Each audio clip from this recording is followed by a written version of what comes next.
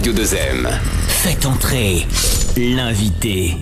Avec Fathia El-Aouni. Bonjour à vous qui nous suivez. Merci encore de votre fidélité. Aujourd'hui, dans Faites entrer l'invité, gros plan sur un documentaire. Un doc coproduit par 2M. L'avant-première aura lieu demain à Casablanca.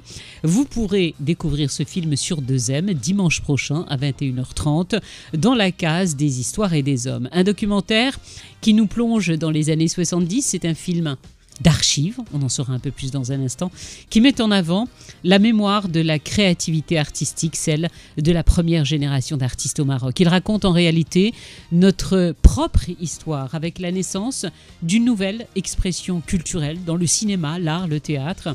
Son nom, Avant le déclin du jour, signé Ali Essafi. Il est réalisateur, scénariste et producteur. Bonjour Ali. Bonjour Tia. Merci d'avoir accepté notre invitation. Merci à vous. Alors, vous avez réalisé plusieurs documentaires, je ne vais pas tous les citer, je ne pourrais pas, dont Général, nous voilà, Le silence des champs de betteraves, Ouarzazate Movie ou encore le blues des Chirats, des créations sélectionnées qui ont été primées pour certaines à l'international. Avant le déclin du jour, j'aimerais tout d'abord savoir quelle a été la démarche. C'est la première fois que ce sera diffusé au Maroc. Quelle a été la démarche? Parce que c'est une démarche très particulière que vous avez prise. Merci pour cette question pertinente. En fait, la démarche est venue tout simplement du fait que je me suis demandé à un moment donné, quand j'évoluais en France, en fait, parce que c'est là-bas que j'ai fait mes études, et donc où j'ai commencé un peu ma carrière de réalisateur. Et puis à un moment donné, je me suis posé la question d'où je venais par rapport au cinéma et à l'art au Maroc. Et donc, je me suis rendu compte que j'avais très peu de références sur ma mémoire en fait personnelle et collective, c'est-à-dire du pays d'où je viens. Et là, j'ai essayé de lire, de chercher un petit peu des références, et j'ai trouvé très peu de références. Et à partir de ce moment-là, donc, je suis revenu au Maroc avec l'idée donc d'explorer l'histoire de la génération qui était avant moi, les pionniers, c'est-à-dire qui ont commencé après l'indépendance du Maroc. Et c'est une recherche, une exploration qui va me prendre plus d'une dizaine d'années. Voilà, j'allais vous demander mais comment vous avez travaillé pour retrouver ces archives? Juste avant, quand on parle des années, fin des années 60, début des années 70, quelques noms d'artistes? En fait, justement, c'est ça qui m'a beaucoup aidé, parce que j'avais en tête quelques noms d'artistes, et parmi lesquels Ahmed Bouanani, Allah yarhamou, qui est un des réalisateurs pionniers, réalisateur de Sarab, et qui a participé aussi au film de Ouchma avec le collectif Sigma 3, donc les premiers films cultes du Maroc. Et j'ai essayé de retrouver ces petits noms qui me restaient dans la tête, des réalisateurs dont les films me sont restés dans la tête, et ça va être grâce à des gens comme ça, et surtout Ahmed Bouanani, qui va être un petit peu mon mentor, en fait, qui va être un peu... c'est lui qui va un peu me guider. Le fil conducteur? Absolument, et parce que je vais me rendre compte que Ahmed Bouanani, de son vivant, il avait écrit l'histoire du cinéma au Maroc, un travail qui lui avait pris plus de 20 ans, mais qui n'avait pas été publié à l'époque malheureusement. Mais il va me servir quand même beaucoup dans ma recherche, dans mon exploration du patrimoine artistique marocain. Alors, comment vous avez travaillé à partir, vous le dites vous-même, il y avait très peu d'archives. Ouais.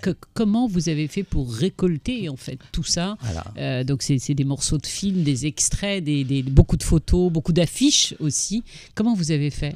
Vous êtes allé taper à chaque porte? Absolument. C'est-à-dire vraiment, quand je dis que ça m'a pris autant d'années, c'est parce que justement, c'était très difficile parce que les archives sont un peu explosées dans plusieurs lieux. Il y a aussi beaucoup d'archives personnelles que les artistes gardaient, ou leurs familles, quand c'était des artistes qui étaient déjà décédés. Et donc, j'ai dû vraiment faire du porte-à-porte. Et essayer donc de voir le plus possible que je peux. Et en fait, après 10 ans, je crois que même après avoir fini ce film, je suis certain que j'ai même pas exploré 30 ou 40% de tout ce patrimoine. Parce que c'est dans des maisons, c'est peut-être des collectionneurs privés, c'est peut-être... Voilà, c'est-à-dire que tout ce qui est film, donc c'est un peu dispatché, donc il y en a qui sont bien sûr, heureusement, beaucoup est centralisé quand même au Centre cinématographique marocain. Et donc là, ça a mis du temps pour qu'ils comprennent un peu ma démarche, ce que j'étais en train de faire. Et j'ai fini par avoir donc les gens du CCM qui m'ont permis donc de visionner, de chercher. Et puis, parce que moi je cherchais pas que des films, c'est les actualités filmées, en fait c'est tout quoi qui concernait les À années quel 60. moment vous vous êtes dit je tiens vraiment quelque chose pour en faire un documentaire? Parce que quelquefois on rassemble des documents, on rassemble effectivement des affiches, on trouve des vidéos.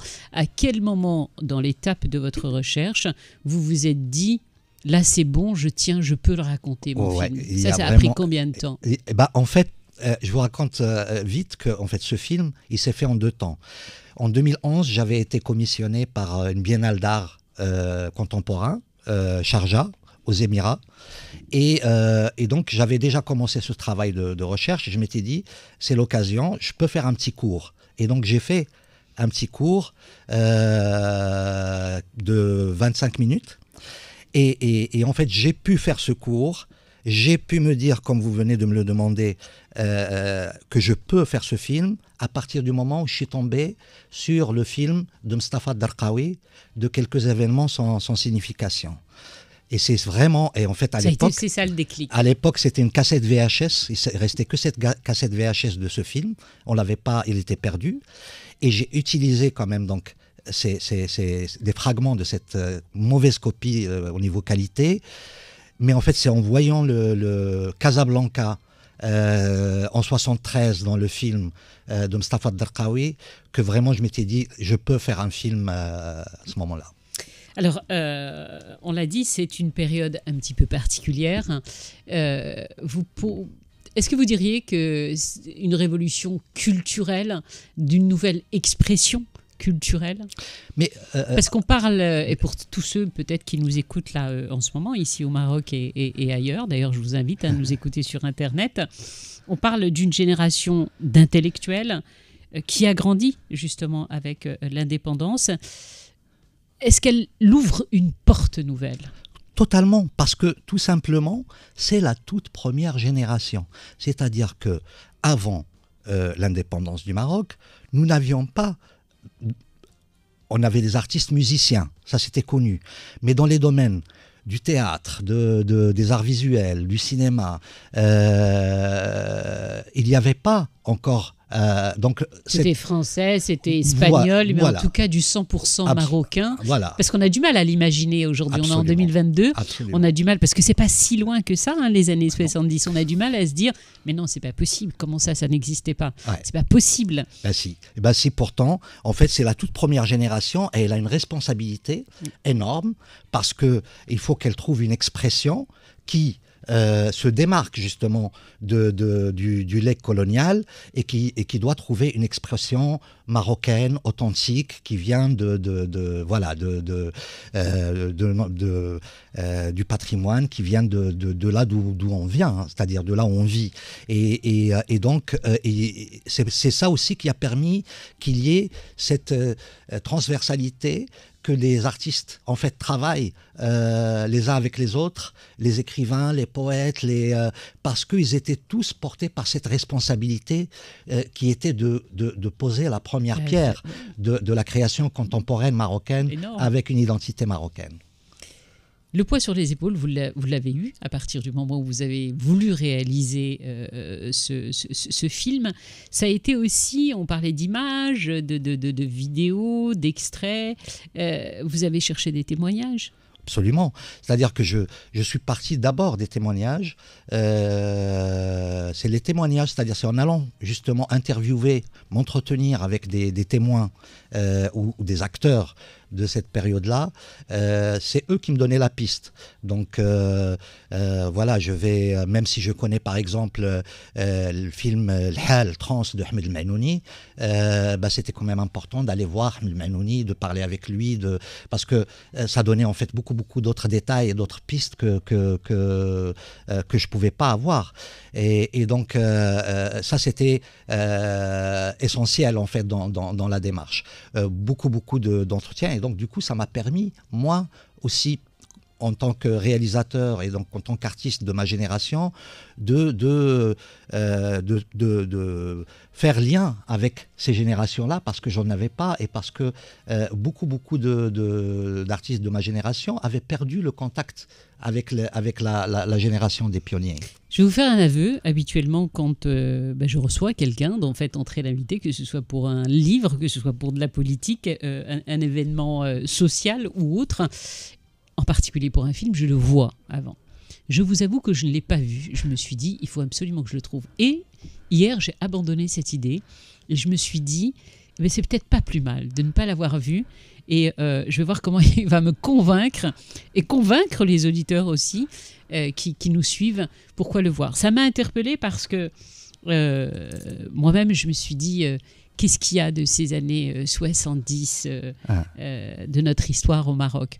Et en réalité, pour tout le monde, c'est une ébullition, mais finalement, on n'en sait pas grand-chose. C'est ça. Comment ils ont fait, comment ils ont travaillé, est-ce qu'ils se sont mis à plusieurs en se disant on a quelque chose, la fameuse brique et la responsabilité dont vous parlez. À un moment donné, on se dit comment ils ont fonctionné les uns avec les autres. Et je vous pose la question. En fait vraiment, de ce que j'ai pu en déduire, et à l'époque, il y avait beaucoup moins de moyens qu'aujourd'hui, matériels et financiers. Oui.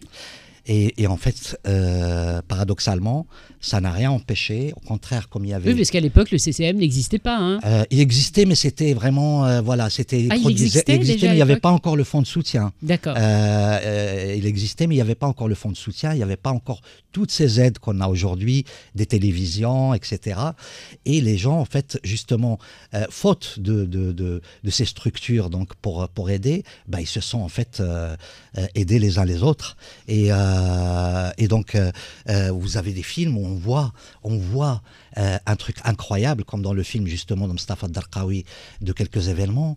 On voit les musiciens et les musiciennes de Gil Gilala travailler sur le film avec des gens qui viennent de Nasl Riwan, avec Farid Belkahia, le grand peintre, avec en fait un magma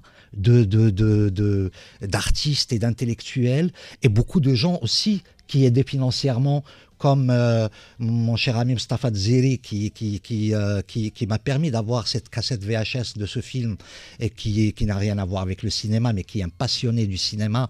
Et donc des gens comme lui, ils étaient là sur les tournages, ils aidaient en portant un outil, ou là en aidant financièrement. Et en fait, c'est cette fusion qui a pu permettre l'apparition des premières expressions artistiques contemporaines du Maroc. Vous avez voulu le raconter comment, ce film? Vous le racontez à la première personne, vous le racontez au pluriel, vous le racontez comment? Absolument, en fait. Comment vous la racontez, alors, cette justement, histoire? J'aimerais bien que les auditeurs en fait comprennent, quand on dit que c'est un film d'archives, que ça n'a rien à voir avec les films d'archives conventionnels. Vous avez vu que j'ai pas utilisé l'expression, en fait. Je vous ai demandé Absolument. Comment vous avez trouvé les archives, parce que un film d'archives, en général, ne donne vraiment pas envie. Absolument. Parce que c'est juste des archives collées les unes aux autres. Et moi, le voilà, premier, je suis pas fan de cette écriture-là. Elle n'est pas séduisante. Voilà. Mais sauf que, justement, parmi les bijoux que j'ai vus des travaux de ces pionniers, je suis tombé sur un petit film, petit par la durée, parce qu'il dure 24 minutes, de Ahmed Bouinani, encore une fois, qui s'appelle Mémoire 14, et qui est un film d'archives qui essaye donc qui s'approprie les archives coloniales pour raconter cette période du point de vue de l'autochtone, du point de vue du Marocain, de cette époque-là. Et c'est pour ça d'ailleurs que ça s'appelle Mémoire 14, c'est en référence à Qarn 14, voilà, qui était dans la mémoire collective, dans l'imaginaire collectif, quelque chose de symptomatique à cette époque-là.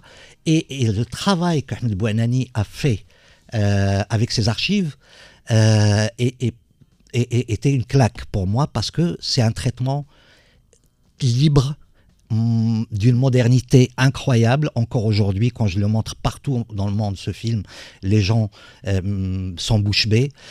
Et donc, j'ai découvert que, en fait, dans cette génération de Bouanani, ils ont essayé, il y a des cinéastes comme lui qui ont essayé de faire un amalgame entre le dispositif filmique, l'écriture cinématographique et la façon de compter du conteur de halqa marocaine. Et donc un amalgame entre l'oralité et le cinéma. Et c'est cette expérimentation qu'Ahmed Bouanani avait commencé que j'ai voulu poursuivre. Et donc du coup, ça donne un film d'archives qui n'est pas à la première personne forcément, mais qui raconte vraiment, qui est un film ensemble. Et donc c'est comme une aquarelle marocaine. Et d'ailleurs, on ne voit personne dans ce film qui parle et qu'on voit son visage. C'est-à-dire que les voix, il n'y a que des voix que moi, en fait, j'exploite pour raconter avec d'autres images qui n'ont rien à voir avec la personne qui parle. Et donc, ça donne certainement mon regard à moi, parce que moi-même, j'ai vécu ces années 70, j'étais adolescent à l'époque, et donc j'ai essayé de reproduire toutes les émotions qui me sont restées de cette époque-là, à la fois du contexte politique que du contexte culturel, parce que moi aussi, adolescent, c'est là où j'ai commencé à participer, à aller à Dar Shabab, à la maison de la culture du quartier, à participer au théâtre. J'ai commencé à découvrir en fait le théâtre amateur de l'époque, bien sûr la musique, et c'est la musique surtout qui m'a, d'ailleurs on va le voir dans le film, c'est un film musical. Oui, c'est aussi le fil conducteur qui est la musique. Pourquoi c'était important pour vous ce film? Est-ce que vous vouliez, en dehors de ce que vous nous dites, d'en apprendre un peu plus sur cette période culturelle du Maroc? Est-ce que vous aviez envie de leur rendre hommage, ou est-ce que c'était aussi peut-être un devoir de mémoire pour vous par rapport à toute la jeunesse marocaine qui ne connaît pas ce pan de l'histoire de son pays? Alors, c'est absolument ça, c'est le dernier point que vous venez d'évoquer. Parce que j'ai découvert que les jeunes, en fait, quand j'ai commencé à faire des ateliers de formation ici, j'ai découvert qu'il y avait une déconnexion totale entre la génération des jeunes et celle de leurs parents. Et donc ça m'a beaucoup troublé. Et par contre, l'élément moteur qui m'habitait, et c'est pour ça que moi-même j'ai fait cette démarche pour comprendre d'où je venais, c'est que j'ai appris dans les pays où il y a de l'art, où il y a de la création, j'ai appris une leçon essentielle, c'est que chaque génération dans ces pays-là, que ce soit au Brésil, que ce soit pas qu'en Europe, que ce soit en Turquie, que ce soit chaque génération d'artistes qui arrive, et il y a presque une obligation de rendre hommage à quelqu'un ou quelqu'une qui nous a inspiré, qui nous a marqué, et donc il y a tout le temps du coup des liaisons intergénérationnelles entre les artistes. Et en fait, parce que on a compris que rien ne se fait sans l'accumulation intergénérationnelle des savoirs, des connaissances et de la création. Dans les pays dont on entend parler de l'art, etc., c'est parce que justement, il y a cette accumulation. Et donc, chaque génération qui arrive sait très très bien qu'est-ce qui s'est passé avant, et elle ne peut pas créer quelque chose qui soit en deçà du niveau de la création d'avant. Et c'est comme ça que la création évolue. C'est parce qu'il y a toujours un niveau qu'il faut atteindre, voire dépasser. Quelle a été la réaction du public? Parce que ce film est sorti à l'international, je disais pour la première fois au Maroc. Quel a été l'accueil que vous avez eu du public? Alors ça, c'est vraiment c'est quelque chose qui m'a sidéré, franchement, parce que ce film-là en particulier, comme vraiment il raconte quelque chose de marocain, de maroco-marocain, pour moi, je le faisais essentiellement pour le Maroc, parce que je voulais qu'on institue. Je voudrais qu'on institue cette expression de garder la mémoire des artistes qui sont passés avant nous, parce que sinon on ne peut pas avancer. Mais j'étais super étonné que le film, en fait, puisse toucher des gens au Japon, aux États-Unis, en Australie, et les réactions sont très différentes, mais à chaque fois, partout, en Europe de l'Est aussi. Je me rappelle donc Sarajevo, une des dernières projections. En fait, chacun trouve quelque chose, un écho exactement, de sa propre histoire dans notre histoire. Et ça je ne m'y attendais pas que ça soit à ce point-là. Et la deuxième chose, c'est que le public, aussi bien, même la dernière fois, c'était à Dakar, où je l'ai montré, les publics découvrent une modernité marocaine qui n'est pas connue, en fait. Qui n'est pas connue. Nous, on la connaît parce qu'on connaît la complexité sociale, historique du Maroc, mais les gens de l'extérieur, ils sont tous, surtout à cette époque-là, qu'il y ait cette modernité, cette place de la femme dans la société à l'époque, sa façon de s'exprimer, de s'habiller. Les gens sont bouleversés. Une émancipation, effectivement, absolument. Dans ces années-là qui était énorme. Première fois au Maroc. Je le rappelle pour tous les auditeurs qui nous suivent en ce moment, que vous pourrez le découvrir, tout ce que vous nous dites là. Ça me fait frétiller et je suis encore plus contente de ne pas l'avoir vu après tout ce que vous nous dites. Première fois, ce sera donc dimanche prochain sur 2M à partir de 21h30. Cette jeunesse dont vous nous parlez, Ali, vous aimeriez qu'elle retienne quoi, cette jeunesse marocaine? Vous nous dites que ça a fait un petit peu le tour du monde. Qu'est-ce que vous aimeriez qu'elle garde de ce qu'elle va voir? Alors, déjà, je dois dire que la seule projection que j'ai fait en public, c'était au Festival du cinéma national à Tanger, et donc où j'ai pu voir... Où le film a reçu un prix. Où le film a eu le Grand Prix documentaire. Le public jeune, je ne m'attendais pas à ça. En fait, c'est eux qui sont le plus bouleversés, en fait. Et il y en a qui pleuraient, même, après la projection.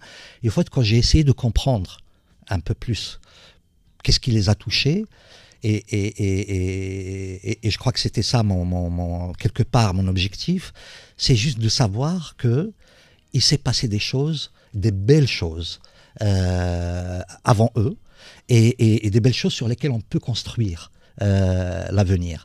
Et en fait, ça leur a fait le même effet que moi quand j'ai découvert beaucoup de ces pionniers. Ça m'a donné une fierté. Ça m'a donné une fierté et ça m'a libéré, en fait, au niveau de ma personne, au niveau de ma façon de voir le monde.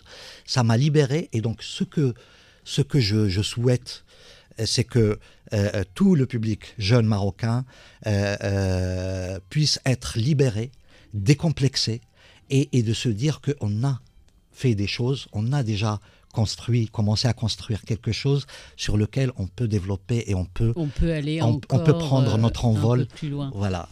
On n'a plus que quelques minutes. Ce film s'est retrouvé donc dans des salles. Cette fois-ci, ce sera à la télévision. C'était important pour vous, justement, une coproduction avec une chaîne de télé comme 2M?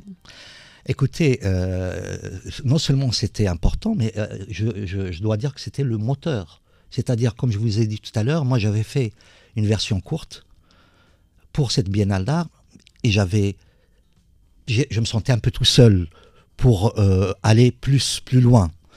Et en fait, c'est grâce justement à l'intérêt de 2M, c'est ça qui va me donner vraiment le courage de reprendre ce projet, de continuer les recherches.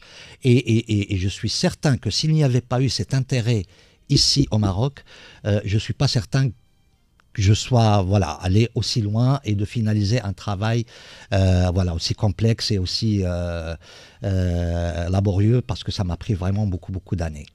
Merci Ali. Une dernière chose, là c'est pas une question, je vais vous demander d'adresser vous-même un message à nos auditeurs et de leur dire pourquoi dimanche prochain ils doivent être devant leur écran de télévision dans la case des histoires et des hommes.